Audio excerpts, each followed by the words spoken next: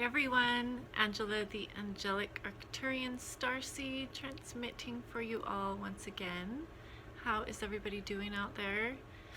You guys surviving these insane energies? You guys, it's been an exhausting year with all of this up and down, up and down.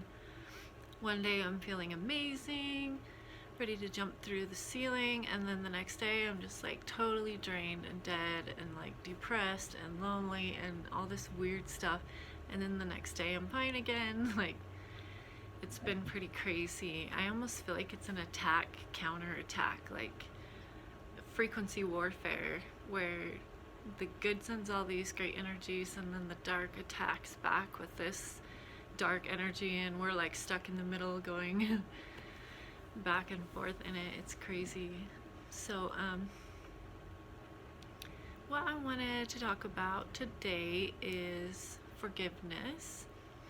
And I think a lot of us are kind of told that we need to forgive, but it's very difficult sometimes to know how to do that. And for me, forgiveness has been a big part of my healing journey. I have dealt with some pretty nasty people who have done some really shitty things to me, and I've had to learn to forgive them. And the way that I've been able to do that is to, I try to see things from a different perspective. Instead of taking the victim stance of, oh, you know, this person was so horrible to me, they stole from me, they lied to me, they cheated on me, whatever they did, I'm a victim.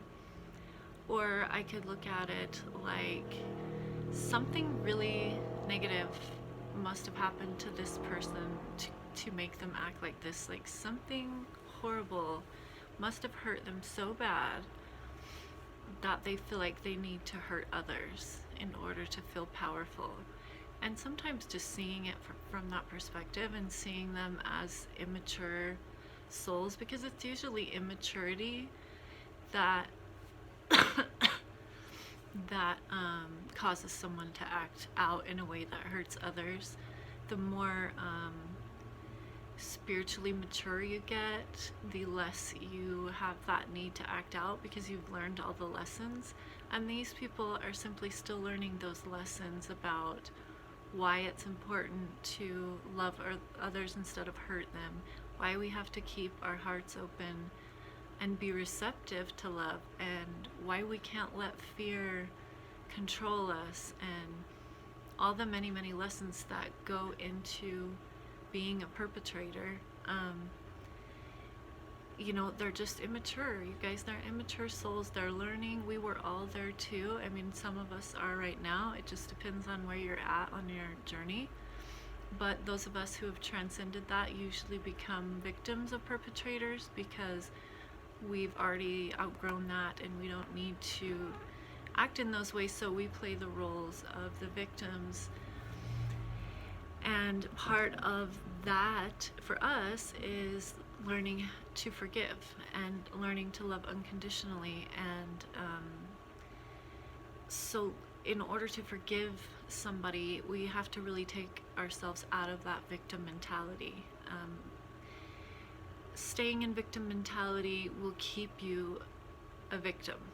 You know, if it's not from that same person, it will be from others, and it will just continue until you learn to see things from that perspective of, I'm not a victim, maybe there is more to this than what I understand. So most of the time it's spiritual immaturity and people simply learning their lessons. And for us, it's a lesson in protecting ourselves and keeping ourselves safe, but still being able to keep our hearts open and love unconditionally. And that's the tricky part, because a lot of us, when we get hurt, we want to shut down too and not allow anybody in and close our hearts down. But when we close our hearts down, we become perpetrators of pain onto others, whether we realize it or not. So, you know, that's what this whole oneness unity movement is about everybody opening their own hearts, learning to love themselves, learning to forgive each other and ourselves, and just realizing that it's all a part of the game of growing and lessons and experiencing things. And so, you know, and in severe cases like murders and rapes and things like that, it's 99% of the time, I believe, a soul contract that that perpetrator and that victim, excuse me, had in advance before they even incarnated here, to play out those roles for whatever lessons that they needed to learn or what experiences they wanted to have through playing them roles.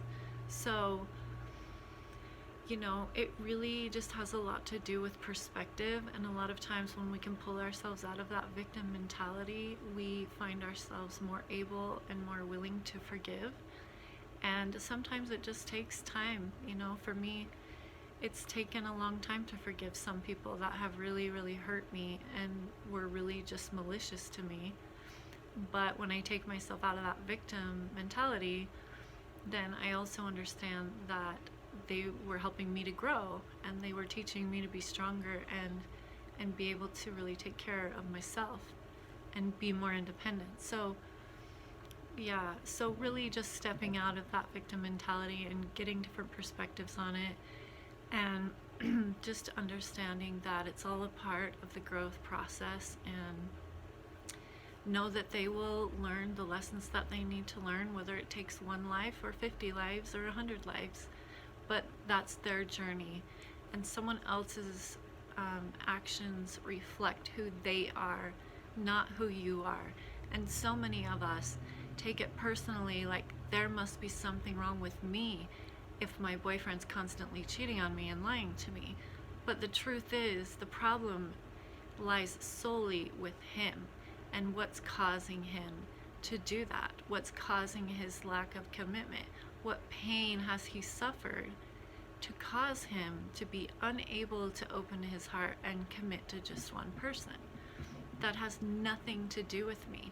The part that has to do with me is, why did you accept the behavior for as long as you did, right? Why did you keep taking him back? Why did you allow the behavior? So yeah, just taking those different looks at things and trying to see them differently. And for me, that's really helped a lot. I just see them as wounded people that, you know, were doing what they thought was best at the time, and, you know, whatever their intentions were is between them and the universe.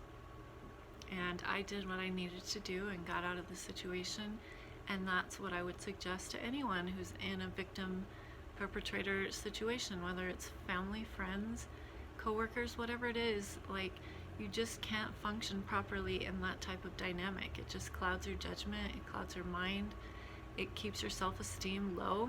It's hard to feel confident and good about yourself when you're in the presence of somebody who is perpetrating pain onto you, no matter how they're doing it. So get away from people like that if you can, or just cut them out, and do not give them your attention whatsoever.